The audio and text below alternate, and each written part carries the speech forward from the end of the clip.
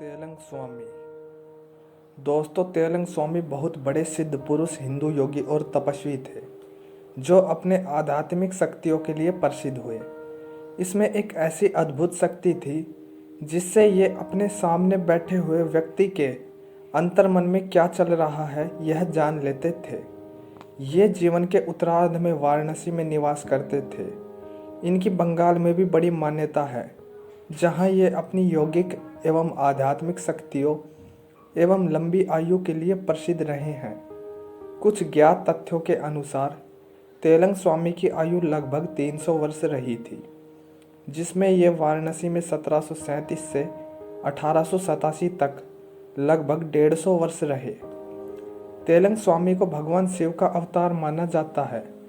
साथ ही इन्हें वाराणसी के सचल विश्वनाथ यानी कि चलते फिरते शिव की उपाधि भी दी गई है।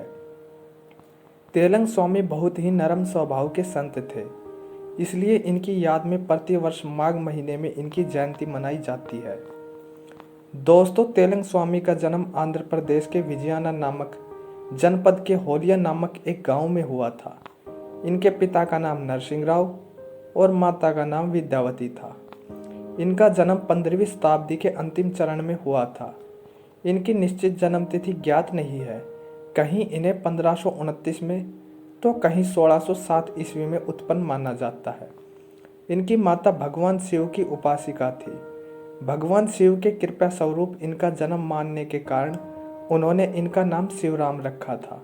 बचपन से ही तेलंग स्वामी को संतों, योगियों तथा महापुरुषों की सेवा करना पसंद था तथा इन्होंने अपना पूरा बचपन संतों की शरण में रहकर व्यतीत किया था।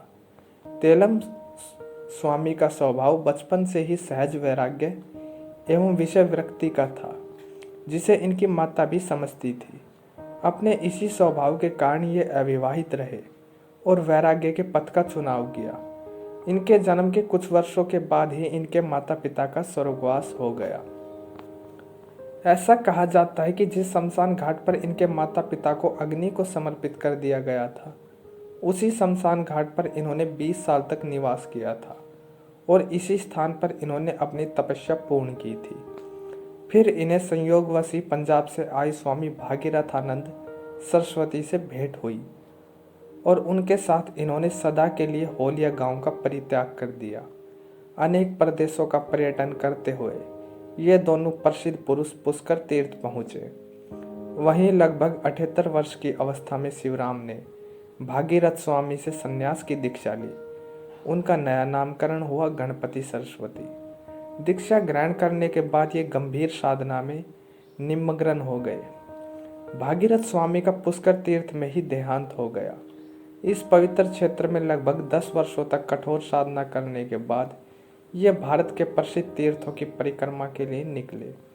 तब उनकी आयु लगभग 88 वर्ष की थी। इस उम्र में भी उनका शरीर पूरी तरह सुगठित था और बुढ़ापा का कोई चिन्ह नहीं था। इसके बाद नेपाल, तिब्बत, गंगोत्री, यमुनोत्री, मानसरोवर आदि क्षेत्रों में कठोर साधना करके इन्होंने अनेक सिद्धियां प्राप्त की। फिर नर्मदा घाटी, प्रयागराज आदि अनेक तीर्थ स्थानों में निवास एवं साधना करते हुए अंततः ये काशी पहुँचे। आंध्र प्रदेश के तेलंग क्षेत्र से आने के कारण काशी के लोग इन्हें तेलंग स्वामी के नाम से पुकारने लगे और इस प्रकार इनका नाम तेलंग स्वामी प्रसिद्ध हो गया। वहाँ ये लगभग 150 वर्ष रहे। विक्रम संवत 1944 फसली साल 1294 में पौष माह के शुक्ल पक्ष की एकादशी तिथि सन 1887 को इन्होंने नश्वर शरीर छोड़ दिया। वाराणसी में तेलंग स्वामी के दर्शन के लिए स्वयं रामकृष्ण परमहंस भी कई बार गए थे। स्वामी जी उन दिनों मणिकर्णिका घाट पर मौन व्रत धारण करके रहते थे।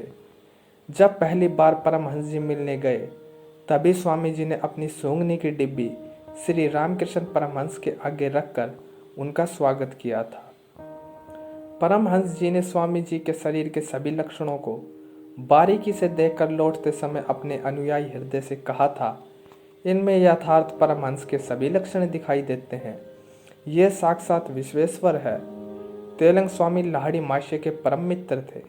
उनके संबंध में कहा जाता है कि वे 300 वर्ष से भी अधिक आयु तक जीवित रहे। उनका वजन 300 पौंड था। दोनों योगी प्रायः एक साथ ध्यान में बैठा करते थे। तेलंग स्वामी के चमत्कारों के संबंध में अनेक बातें कही जाती है। अनेक बार घातक विष का पान करने के बाद भी ये जीवित रहे। अनेक लोगों ने उन्हें गंगा के जल में उतरते देखा था।